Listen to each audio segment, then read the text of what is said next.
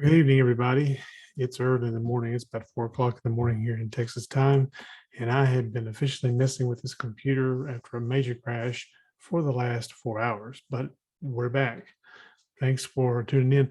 Um, just wanted to touch base about a couple of things, see how you guys are doing out there, and see what you thought about number one, Doctor Strange. Two, a lot of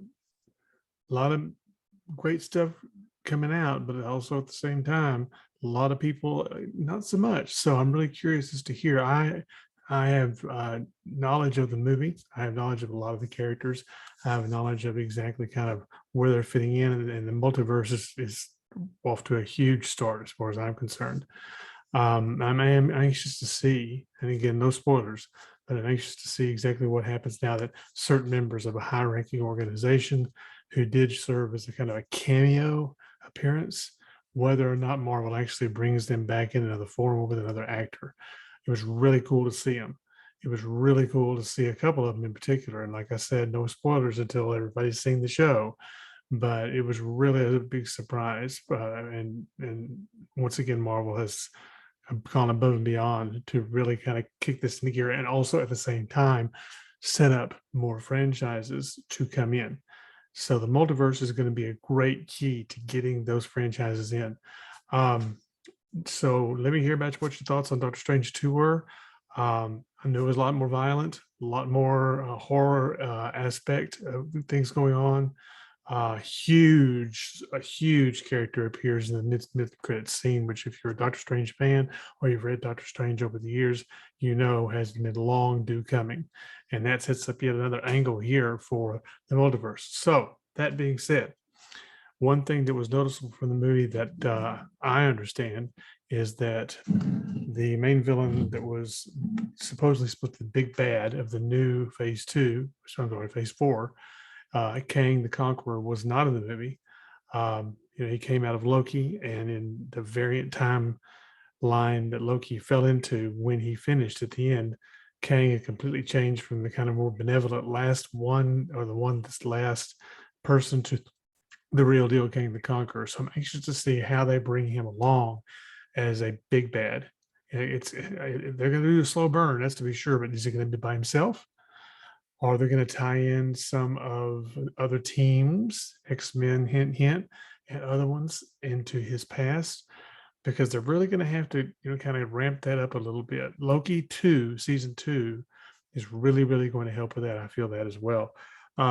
Question I found out the other day that I thought was really interesting was the character of Namor, the Submariner, was supposed to be part of this group that appears in Doctor Strange 2. He does not.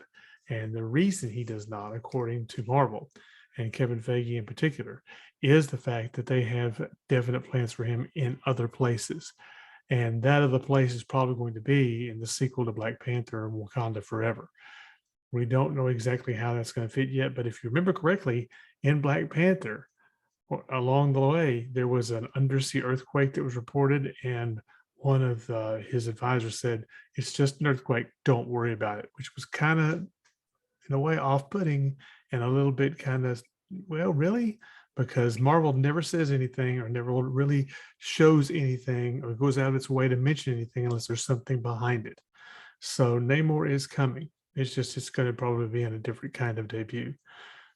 Everybody went bananas when they did see the one cameo, and I will say this person's name. When Reed Richards shows up, of course, as John Krasinski portraying him, which is the big fan favorite for Mr. Fantastic, which that means that him and Miss Emily Blunt been lying a little bit, because they were the fan favorites to be Mr. Fantastic and the Invisible Woman. Guarantee that's probably going to happen. So that leg is really kind of getting pushed off a little bit now. That's great. So a lot of great stuff happening in Marvel right now. A lot of great stuff happening in Marvel. Now, on the other side of the fence, with the DC side of the fence, with the train wreck of what's going on with the Flash, they pumped so much time and money in the Flash, and Ezra Miller cannot keep himself together. He just can't do it. He cannot manage to do it. He's either getting altercations with the law, he's punching people in karaoke sessions, whatever. So they're stuck in neutral, and they're thinking about having to recast the entire Flash character. And of course, it's been, I don't understand why in the world they don't have Grant Gustin in there anyway. The man has been playing the Flash on TV forever and a day, and he's really good at it. Why are we sticking with Ezra when we could just do some consistency? And that's been my major complaint about the DCEU is consistency.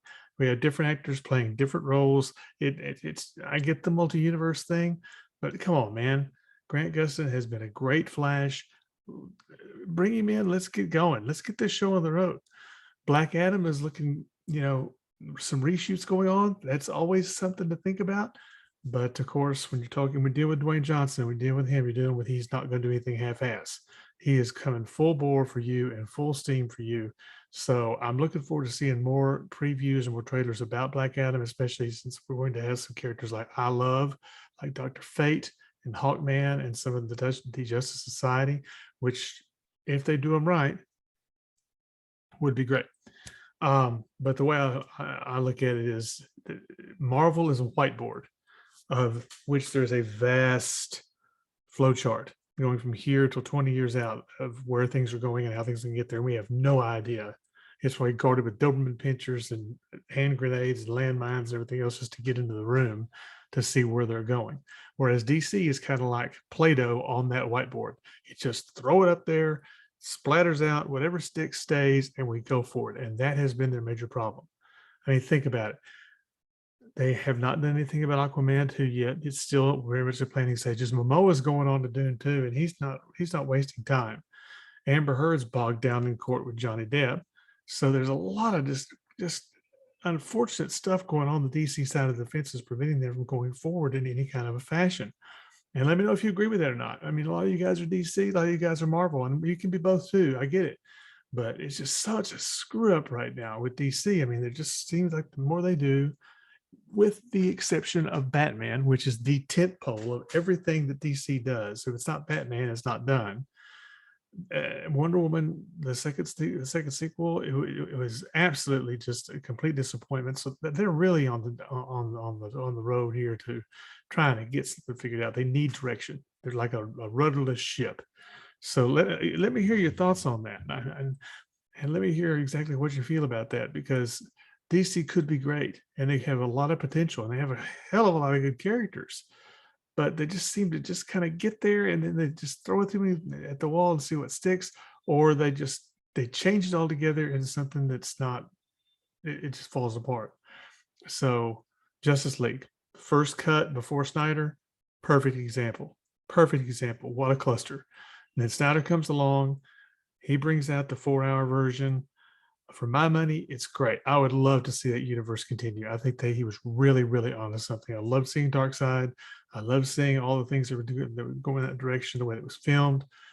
I mean, it would be great if the Snyderverse could go on, but at the same time, I know there's a lot of detractors to that too, because it's gritty and it's dark. But folks, look, you cannot get any more gritty than the Batman that has just come out. I just don't come to me with you saying that, oh, well, Batman it was gritty. It was hard. It was tough. It was, in some places it was tough to watch, but it succeeded. The sequel's going to come out probably in the next 3 years. They've already signed it. So DC does have that property, but they've got to get beyond Batman. They've got to get into some other characters. They've got to bring these guys out and keep rolling. Marvel is light years ahead of them. And Marvel always will be, because they've done the formulaic comic book approach of continuing the storyline and bringing in diversity and bringing in all kinds of characters and already establishing roots there in TV and on the screen. So that's a lot to unpack. We'll talk more later. I'm going to put another video tomorrow, which will be Thursday, in more detail, kind of about where I think DC should go. In the meantime, if you see this message, hit subscribe.